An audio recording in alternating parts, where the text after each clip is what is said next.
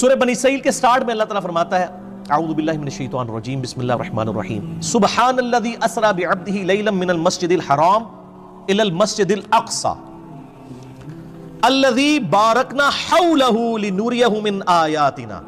پاک ہے وہ ذات جو راتوں رات اپنے بندے کو لے گئی مسجد حرام سے ایک دور کی مسجد یعنی ایلیا میں بیت المقدس کی طرف. مسجد اقصی تو حضرت عمر کے زمانے میں وہاں بنی ہے, یہاں اقصی سے مراد ہے دور کی مسجد. نبی علیہ السلام کے زمانے میں بخاری مسلم میں آتا ہے اسے بیت المقدس مسجد ایلیا کہا جاتا تھا, یروشلم میں جو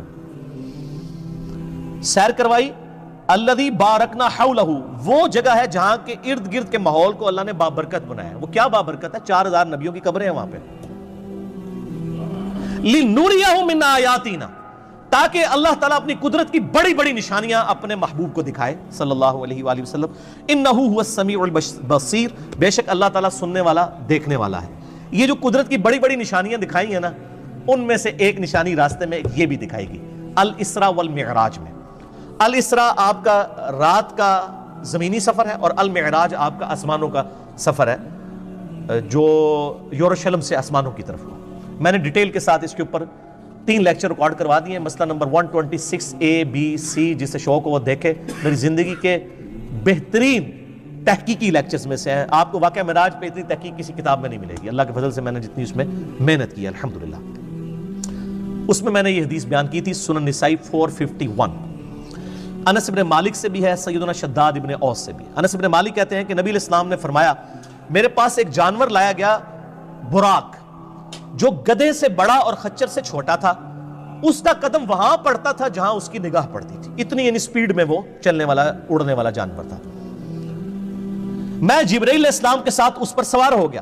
میں کچھ چلا تھا تو جبرائیل علیہ السلام نے عرض کی اے اللہ کے نبی اتریے اور یہاں پر نماز پڑھیے.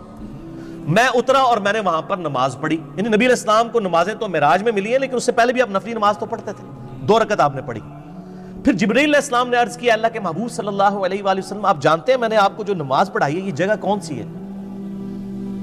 پھر خود ہی فرمانے لگے, عرض کرنے لگے اے اللہ کے محبوب یہ طیبہ ہے, مدینہ شریف, جو ان قریب آپ کی ہجرت گاہ بنے گا.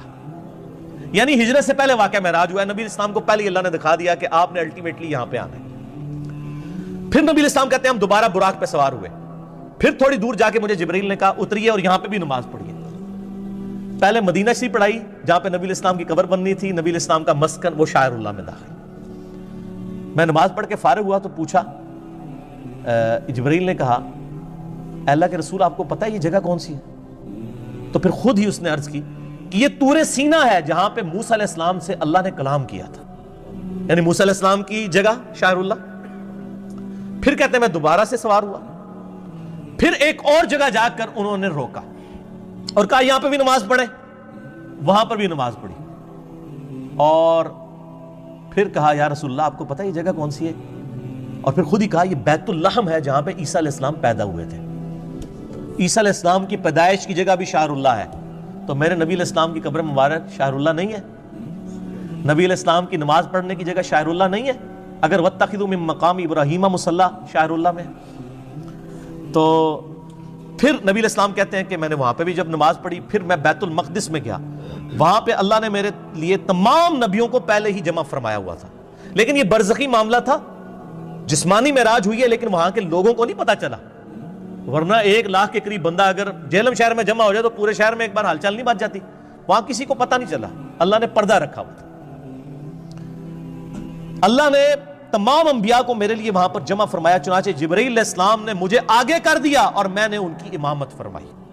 یہ ایک ڈکلیئرڈ تھا اللہ کی طرف سے, ایک سمبل تھا کہ امام الانبیاء ہیں ہمارے محبوب صلی اللہ علیہ وآلہ وسلم. اور یہ والا جو پورشن ہے نا امام الانبیاء والا, یہ صحیح مسلم میں بھی موجود ہے انٹرنیشنل نمبر کے مطابق 430, جس میں نبی علیہ السلام کہتے ہیں کہ کفار مکہ نے واقعہ معراج کے بعد مجھ سے جب پوچھا کہ اچھا تم کہتے ہو میں راتوں رات ہو کے آیا ہوں, بتاؤ بیت المقدس کے دروازے کتنے ہیں, اس کی سیڑھیاں کتنی ہیں, اس کا کلر کتنا ہے. اب میں یہ سیڑھیاں پچھلے 7-8 سال سے چڑھ رہا ہوں, مجھے آپ پوچھیں تو میں نہیں بتا سکتا. اور ایک شخص 1 رات کے لیے گیا وہ کیسے بتائے گا؟ حضور کہتے ہیں میں اتنا پریشان ہوا کہ اعلان نبوت کے بعد کبھی اتنا پریشان نہیں ہوا تھا کہ میں ان کے سوالوں کے جواب نہیں دے سکوں گا. تو اللہ تعالیٰ نے بیت المقدس اٹھا کے میرے سامنے کر دیا. مدینہ شریف سے بیت المقدس نظر آ رہا ہے. وہ جو مجھ سے پوچھتے تھے میں دیکھ کے بتا رہا تھا. اس سے پتہ چلا کہ نبی علیہ السلام کو علم غیب نہیں تھا، بلکہ اللہ تعالیٰ غیبی خبریں عطا فرماتا تھا اور اس ایک خاص موقع پر وہ غیبی چیز دکھا دیتا تھا۔ یہ صحیح مسلم 430 انٹرنیشنل نمبر کے مطابق۔ اس میں یہ آتا ہے کہ میں جب معراج میں بیت المقدس میں پہنچا اور تمام نبیوں کو میرے لیے وہاں پر جمع کیا گیا تو مجھے جبرائیل نے کہا آپ ان کی امامت کروائیں، صحیح مسلم 430۔ تو میں نے ان کی امامت کروائی، اور بڑے رقت انگیز الفاظ ہیں جی۔ حضور کہتے ہیں میں نماز پڑھ کے جب فارغ ہوا تو جبرائیل علیہ السلام نے مجھے کہا یا رسول اللہ صلی اللہ علیہ وآلہ وسلم آپ کے پیچھے داروغہ جہنم سیدنا مالک علیہ السلام کھڑے ہوئے ہیں، جن کا نام سورہ الزخرف کی آیت نمبر 77 میں آیا ہے۔ داروغہ جہنم، داروغہ جنت ہیں رضوان اور داروغہ جہنم مالک۔ آپ کے پیچھے مالک کھڑے ہیں داروغہ جہنم، تو اے اللہ کے محبوب آپ ان کو سلام کیجئے۔ نبی علیہ السلام کہتے ہیں میں مڑ کے جب سلام کرنے لگا تو اس نے پہلے ہی مجھے کہہ دیا السلام علیکم، یعنی اس نے نبی علیہ السلام کو پروٹوکول دیا، پھر نبی علیہ السلام نے وعلیکم السلام کہا۔ یعنی اس کائنات میں جتنے فرشتے ہیں، جتنے انبیاء ہیں، وہ نبی علیہ السلام کا احترام کرتے ہیں۔ یعنی داروغہ مالک نے یہ انتظار نہیں کیا کہ حضور میری طرف متوجہ ہو کے مجھے سلام میں پہل کریں، جیسے حضور مڑے ان کا السلام علیکم یا رسول اللہ صلی اللہ علیہ وآلہ وسلم۔ سبحان ربک رب العزت عما یصفون وسلام علی المرسلین والحمد للہ رب العالمین۔ صلوا علی الحبیب اللہم صلی علی محمد وعلی آل محمد کما صلیت علی ابراہیم وعلی آل ابراہیم انک حمید مجید، اللہم بارک علی محمد وعلی آل محمد کما بارکت علی ابراہیم وعلی آل ابراہیم انک حمید مجید۔ اچھا یہ حکمت کیا تھی نبیوں کو وہاں جمع کرنے میں؟ یہ بھی ٹروتھ میں ریویل معراج والے لیکچر میں نے کیا، میں آج بھی کر دیتا ہوں۔ سورہ آل عمران کی آیت نمبر ہے 81۔ اعوذ باللہ من الشیطان الرجیم، بسم اللہ الرحمن الرحیم۔ وَإِذْ أَخَذَ اللَّهُ مِيثَاقَ النَّبِيِّينَ، اور وہ وقت یاد کرو جب اللہ نے تمام نبیوں سے، ان کی روحوں سے یہ عہد لیا تھا۔ لَمَا آتَيْتُكُم مِّن كِتَابٍ وَحِكْمَةٍ، جب میں تمہیں کتاب اور حکمت دے کر بھیجوں، ثُمَّ جَاءَكُمْ رَسُولٌ مُصَدِّقٌ لِمَا مَعَكُمْ، اور تم پیغمبر ہو اور تمہاری پیغمبری کے دوران کوئی اور رسول آ جائے جو تمہاری تصدیق کرے، لَتُؤْمِنُنَّ بِهِ وَلَتَنْصُرُنَّ، تو تم پر یہ لازم ہے کہ تم نے اس کی بھی تصدیق کرنی ہے اور اس کی مدد بھی کرنی ہے، جیسا کہ حضرت یحییٰ علیہ السلام نے حضرت عیسیٰ علیہ السلام کی تصدیق کر دی، دونوں ایک زمانے میں۔ ٹھیک ہو گیا؟ تو اسی طریقے سے اللہ تعالیٰ فرما رہا ہے جو کوئی بھی پیغمبر ہے، اور اسی کا کلائمیکس یہ ہے کہ اگر میرے نبی آ جائیں صلی اللہ علیہ وآلہ وسلم تو تم تمام نبیوں نے ان کی تصدیق کرنی ہے۔ اب بڑے سخت الفاظ ہیں، قال اقررتم، اے نبیوں کیا اقرار کرتے ہو، وَأَخَذْتُمْ عَلَىٰ ذَلِكُمْ اِسْرِي، اور اس پہ میرا یہ بھاری ذمہ اٹھاتے ہو کہ جب نبی علیہ السلام تمہاری زندگی میں آ جائیں تو تم نے ان کی مدد بھی کرنی ہے اور ان پہ ایمان بھی لانا ہے۔ اللہ اکبر۔ قالوا اقررنا، تمام نبیوں نے کہا ہم اقرار کرتے ہیں۔ قال فاشهدوا وَأَنَا مَعَكُمْ مِنَ الشَّاهِدِينَ، تو پھر کہا کہ دیکھو میں بھی تمہارے ساتھ گواہوں میں شامل ہوں، ایک دوسرے پر گواہ ہو جاؤ کہ جب نبی علیہ السلام آئے تو تم تمام نبیوں نے ان کی تصدیق بھی کرنی، ان کی مدد بھی کرنی۔ ابھی یہاں پہ بات ختم نہیں ہوئی، آگے فتویٰ بھی آ رہا ہے بڑا گاڑا۔ فَمَن تَوَلَّىٰ بَعْدَ ذَلِكَ، اگر تم نبیوں میں سے بھی کوئی پھر گیا نا کہ اس نے میرے نبی علیہ السلام پر ایمان نہ لایا، ان کی زندگی میں اگر وہ آ گئے، فَأُولَٰئِكَ هُمُ الْفَاسِقُونَ، تو ایسا پیغمبر بھی پھر فاسق ہوگا، وَلِعَاذُ بِاللَّهِ تَعَالَىٰ۔ یہ انبلیویبل بات ہے۔ یہ بھاری ذمہ جو اٹھوایا تھا اس کی پریکٹیکل اپلیکیشن وہ بنی واقعہ معراج، صحیح مسلم 430، کہ تمام نبیوں کو جمع کیا گیا، تمام نے نبی علیہ السلام کی تصدیق کر دی، کیونکہ پریکٹیکلی تو ایسا نہیں ہوا تھا، آپ کے باتوں کے پیغمبر نہیں آنا، تو وہ اللہ تعالیٰ نے ایک اسپیشل ایک مجلس کا انعقاد کیا۔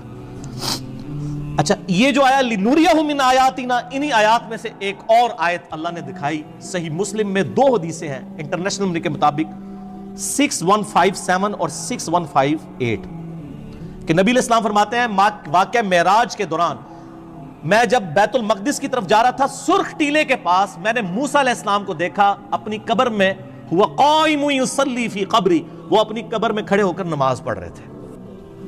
یہ صحیح مسلم 6157 اور 6158۔ تو موسیٰ علیہ السلام کو اپنی قبر میں نماز پڑھتے ہوئے نبی علیہ السلام نے اس واقعہ معراج میں دیکھا۔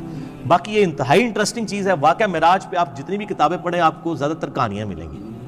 میں نے محنت کر کے ہفتوں لگا کے آلموسٹ 4-5 گھنٹے کی یہ 3 نشستوں میں ریکارڈنگ کروائی ہے، مسئلہ نمبر 126A B C، آپ کا دل خوش ہو جائے گا. واقعہ معراج پہ آپ کو اس کے بعد کوئی کتاب اور آپ سینکڑوں لیکچرز بھی سنیں, وہ چیزیں نہیں ملیں گی انشاءاللہ جو میں نے اس میں ریکارڈ کروا دی ہیں, وہ ضرور دیکھیے گا.